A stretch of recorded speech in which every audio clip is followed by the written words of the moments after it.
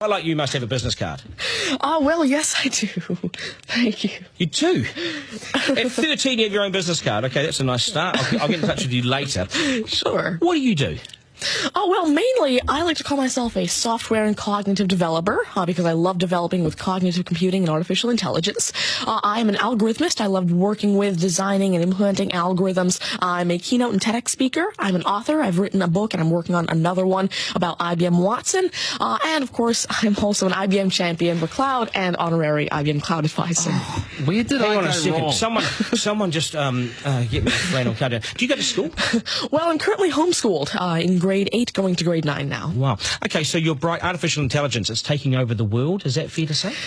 Well, you see, that's actually one thing that I believe a lot of people have, the sort of misconception that artificial intelligence is this technology that was made to replace humans, that really everything we do, whether it be, our jobs or whatever we do at home every day. But really what I believe is that artificial intelligence was developed and is continuing to be developed for the sole purpose of really augmenting our life and amplifying our skills or capabilities and what we can do every day. But what about when the computers actually learn that they're better than us? Well, you see, that's sort of called a singularity of artificial intelligence, at which point artificial intelligence has surpassed human intelligence to the point that we cannot control it.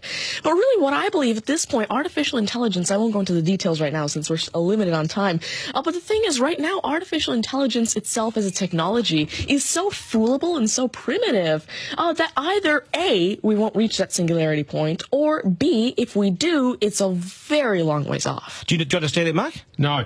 I couldn't. I wanted to take notes for the exam at the end of it. You lost them in the first sentence. Could I perhaps offer you a golf ball? There you go. Thank you very much. You do this YouTube channel, which you teach people. What is that all about, and who is your target audience? Yeah, sure. Now, I actually have a YouTube channel called Tanmay Teaches that I've been running for around 6 years now, and it has over 144 videos and now 22,000 subscribers. And so on it, I love to teach about computing, really programming, these algorithms that I develop, machine learning especially, math, science, and especially technologies like IBM Watson. Because, of course, I like to share my knowledge because I realize that there's this lack of resources for people to learn about technologies like AI, which is why I absolutely love sharing my knowledge through, of course, these YouTube videos, the books that I'm authoring, the keynotes that I have, and really Watson comes in here in such a great way because Watson allows me... What's Watson?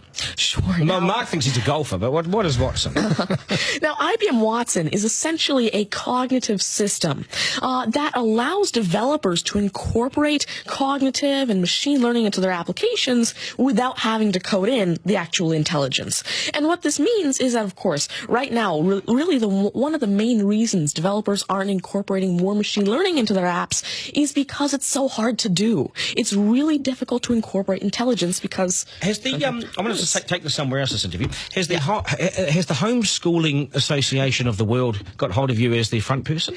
Oh, well, there is actually a Homeschooling Legal Defense Association, I believe, HSLDA in Canada, and I actually had a keynote for them last year in Niagara Falls. You're the poster boy for homeschooling, aren't you?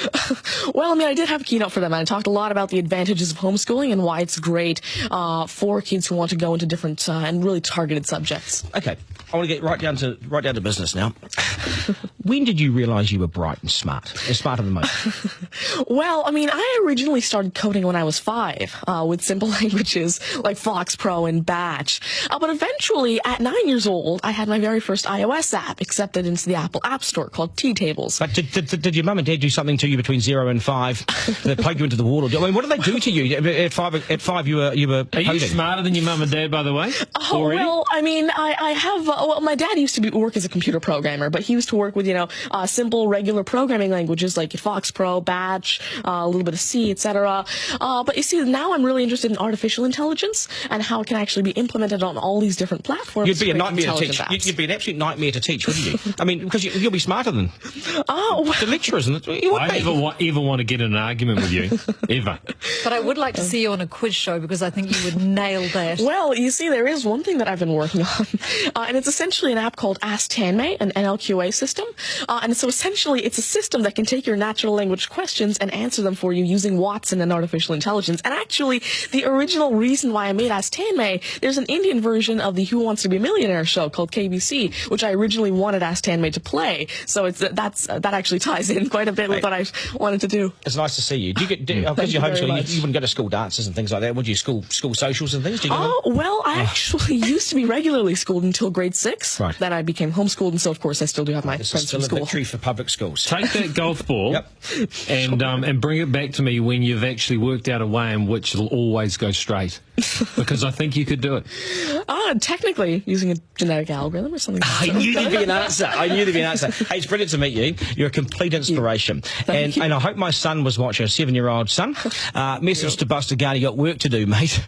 Do your homework, and we've got to sharpen things up. Nice to see you. Thank you very much. All the very best. Thank You're you. amazing. Thank you. You're amazing. Okay, news is next, and then we are joined by today's panel, which won't be as smart as this guy, but they'll still be good, and we will head back to some of the beach as well for a game of 9 and 10. So much pressure now on the contestant of 9 and 10 just to rip through it and get it right. It's coming up after 8.